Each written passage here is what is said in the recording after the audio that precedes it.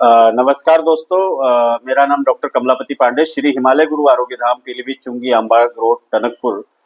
पुनः आज आपके सामने एक विशेष बिंदु पर बात करने आया हूँ कि हमारे बुजुर्ग कितने विद्वान थे। हमारे बुजुर्गों की रसोई में पहले 5 तरीके के बर्तन हुआ करते थे, उनकी महत्ता के बारे में आपको बताऊंगा। हमारे बुजुर्ग पहले लोहे की कढ़ाई का प्रयोग करते थे। किसी भी तरह का भोजन पकाना हो, चाहे सब्जी पकानी हो, चाहे दाल पकानी हो, तो वो क्या करते थे, लोहे की कढ़ाई में प्रयोग करते थे ताकि हमारे शरीर को प्रचुर मात्रा में आयरन मिल जाए। आज हम एल्यूमीनियम में पकाते हैं जिसमें हमें एल्यूमीनियम नहीं मिल पाता है। इसीलिए देखा होगा आपने कि जैसे ही कोई हमारी माता बहन जब प्रेग्नेंट होती है तो उनको आज के डॉक्टर आयरन और कैल्शियम को प्रमोट करना शुरू कर देते हैं, जबकि उस समय पे किसी भी तरह के आयरन और कैल्शियम की जरूरत किसी भी माता बहन को नहीं होती थी। सेकंड बर्तन होता है हमारी रसोई के अंदर, तांबे का बर्तन होता था जिसमें हमारे बुजुर्ग जो है पानी का प्रयोग के पानी पीने के लिए उपयोग करते थे, पानी भरने के लिए उपयोग करते थे। तांबा क्या करता है, बैक्टीरियोसाइडल होता है, यानी वो बैक्टीरिया को, फंगस को और उसके अंदर जितने भी हानिकारक कीटाणु होते हैं उसको अपने एब्जॉर्ब कर लेता था और हमारे को शुद्ध पानी देता था। जो आजकल हमारा महंगा आरओ दे रहा है वो हमारे तांबे का बर्तन दे दिया करता था फ्री ऑफ कॉस्ट। ना उसको कभी फिल्टर बदलने की जरूरत होती थी, बस थोड़ा सा उसको रब किया, साफ किया, पुनः से वो फिल्टर तैयार।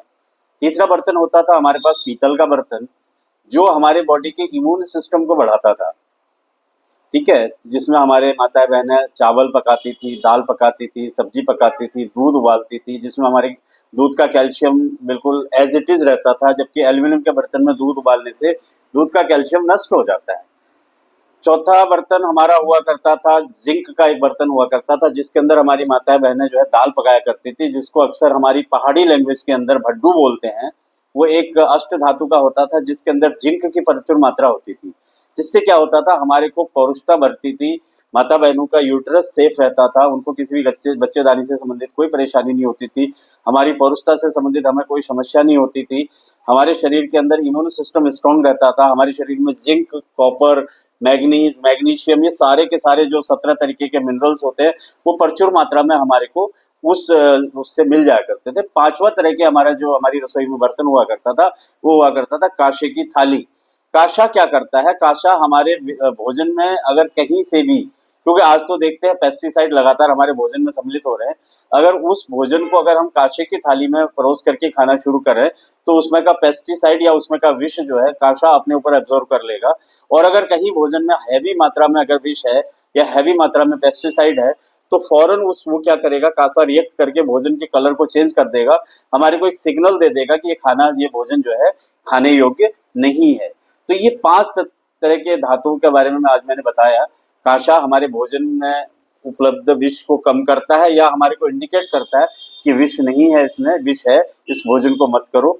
और अगर छोटा मोटा विष है तो उसको अपने ऊपर एब्जॉर्ब करके हमारे को शुद्ध भोजन देता है। ठीक है, आयरन हीमोग्लोबिन को बढ़ाता है, पीतल हमारे मिनरल्स को बढ़ाता है और तांबा हमारे पानी को शुद्ध करता है। तो इस तरह से आज हमें जो है अपनी पुरानी जीवन शैली को पुनः लाना है अपने जीवन में।